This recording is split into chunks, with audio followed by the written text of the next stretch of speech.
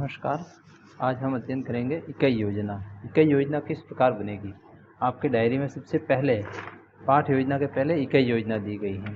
देखिए, सबसे पहले वर्ष के शुरुआत में वार्षिक योजना बनती है, उसके बाद में विभिन्न इकाई योजना बनती है और उसके बाद में दैनिक पाठ योजना बनती है। तो इकाई योजना किस प्रकार बनेगी उसका आज हम अध्ययन करेंगे। सबसे पहले देखिए, आपकी इकाई योजना के अंदर ऊपर लिखा हुआ है विषय। तो आपका यहाँ पर विषय का नाम आ जाएगा। जैसे आपका विज्ञान, सामान्य विज्ञान है, या आपका सामाजिक विज्ञान है, या आपके हिंदी हैं, जो भी आपका यहाँ पर विषय है वो आ जाएगा। ठीक है। इसके पश्चात यहाँ पर लिखा हुआ है इकाई का नाम या शीर्षक। अब मान लीजिए आप एक पाठ में से 2 बना रहे हो, 3 बना रहे हो लेसन, तो यहाँ पर जितनी इकाई आप ले रहे हो, और कई बार क्या होता है कि आपके जो बुक्स हैं उसके सबसे पहले अलग अलग इकाइयों में बटे रहते हैं पाठ। तो विभिन्न पाठ के वो इकाई आप देखिएगा, जहाँ उस बुक्स के सबसे आगे जहाँ विषय सूची उसके दी हुई होती है, वहाँ पर आप देखिएगा उस इकाई का नाम अलग से दिया होता है। अगर इकाई का नाम नहीं दिया है तो आप कोई प्रॉब्लम नहीं है, यहाँ पर आप पाठ का नाम लिख लीजिए। जितने पाठ आप यहाँ पर देखिए, आपके इस डायरी में हमने 3 बनवा रखे हैं, 1, 2 और 3। अब टोटल 15 आपको पाठ योजना बनानी है, यानी एक पेज पर आपको 5। तो 1, 2, 3, 4 और 5, यहाँ आप इसके बराबर बराबर कर लीजिए। 1 यहाँ पर 2 आ जाएगा, यहाँ पर 3 आ जाएगा, यहाँ पर 4 आ जाएगा और यहाँ पर 5 आ जाएगा। बराबर बराबर आप इसको बांट लीजिएगा। इस तरह से बराबर बराबर हिस्सों में आप 5 हिस्सों में बांट लीजिएगा इसको पूरा का पूरा। ठीक है। अब 5 हिस्सों में बांट दिया। अब आपके सबसे पहला, अब जैसे मान लीजिए यहाँ पर आपने 5 हैं, तो 5 में आपने 2 पाठ के बनाए हैं, तो यहाँ पर 2 पाठ का नाम लीजिए, लिख लीजिए। या 1 पाठ के ही बने हैं 5 लेसन, तो 1 पाठ का नाम लिख लीजिए। 3 पाठ के बने हैं तो 3 पाठों का नाम लिख लीजिए। उसके पश्चात उप इकाई। उप इकाई आप क्या ले रहे हैं, उस पाठ की उप इकाई।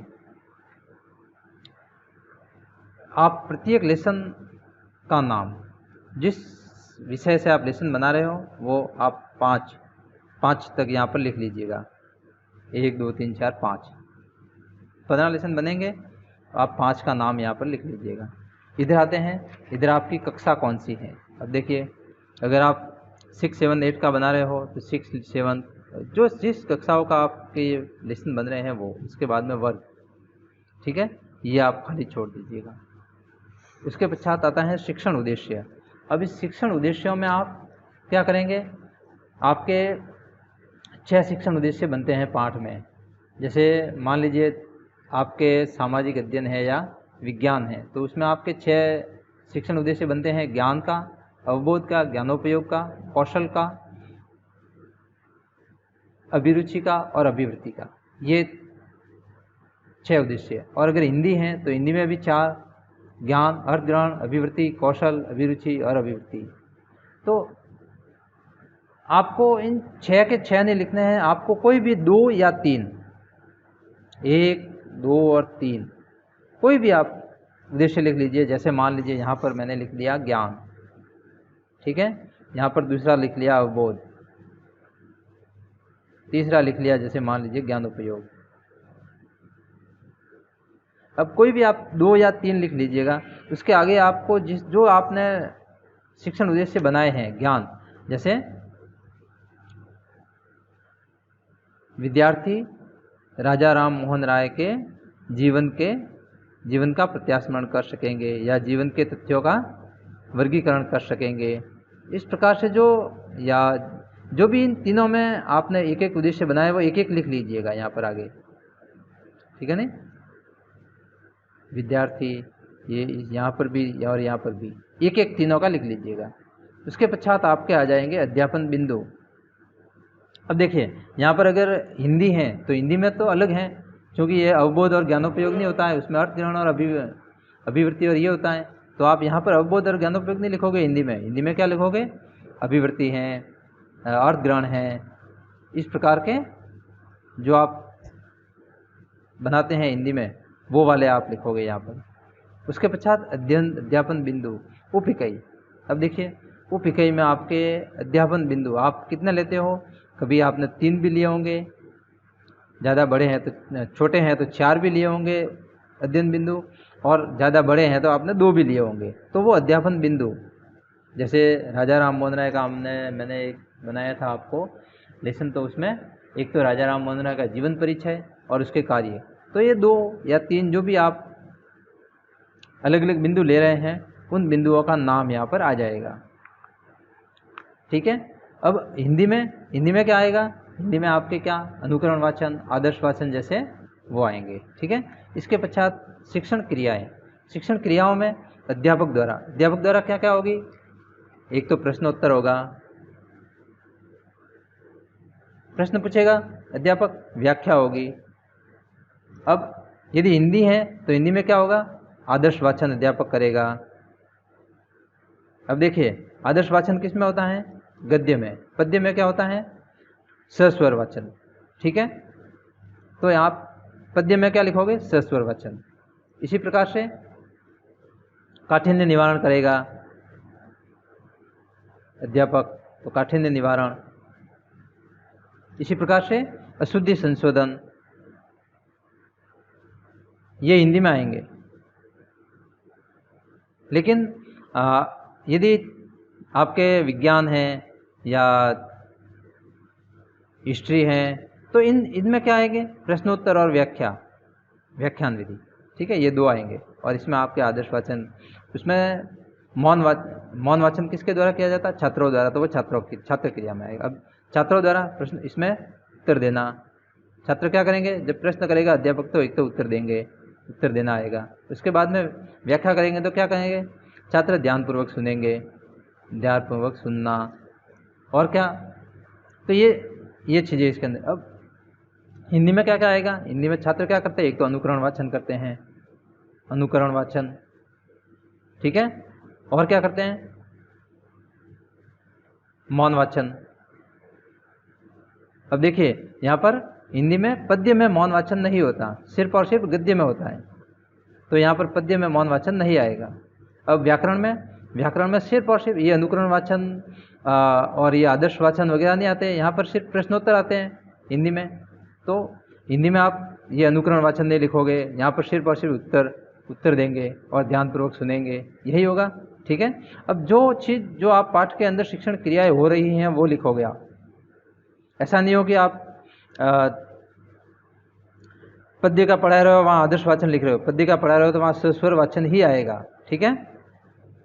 अब और इसी प्रकार से यदि आप व्याकरण पढ़ा रहे हो तो वहाँ पर ये आदर्श वाचन, अनुकरण वाचन ये सारे नहीं आएंगे। वहाँ पर क्या आएंगे? सिर्फ और सिर्फ प्रश्नोत्तर और उत्तर देना आएगा और ध्यानपूर्वक सुनना आएगा। ठीक है। इसके बाद अगर आप विज्ञान पढ़ा रहे हो तो वहाँ पर प्रश्नोत्तर और व्याख्यान विधि आएगा और छात्रों द्वारा उत्तर देंगे और ध्यानपूर्वक सुनेंगे।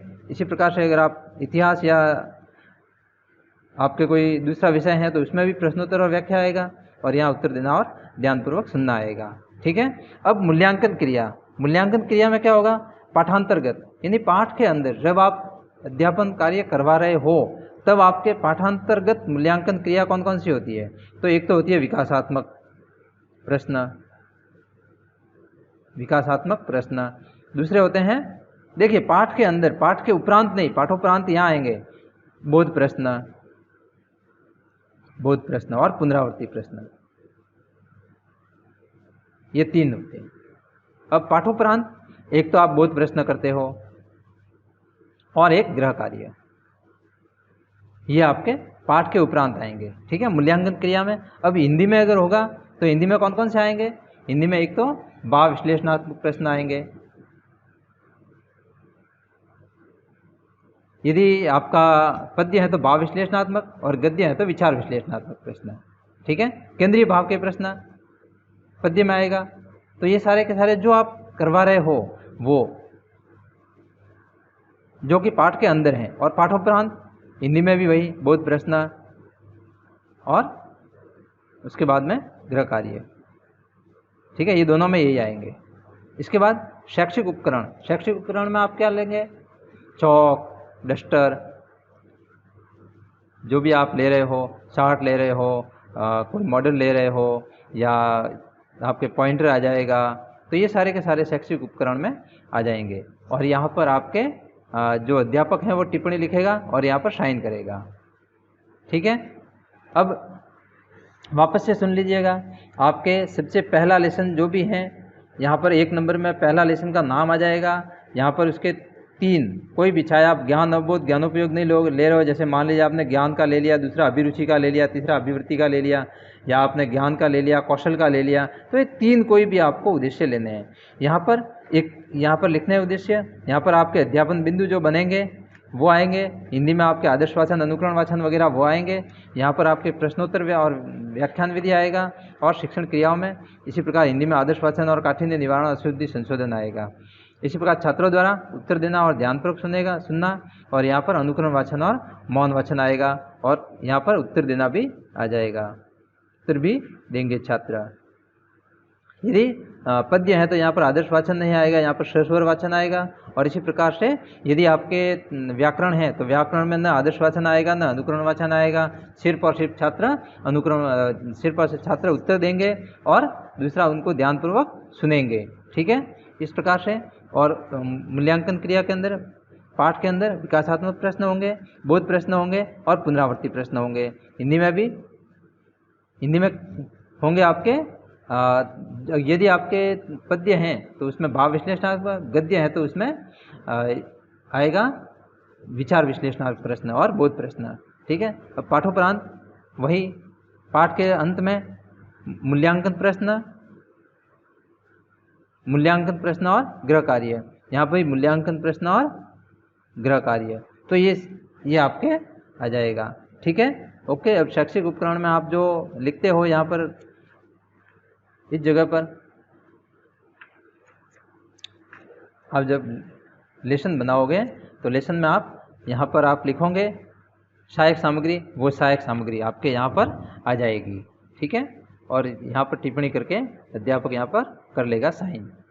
ओके, थैंक यू, धन्यवाद।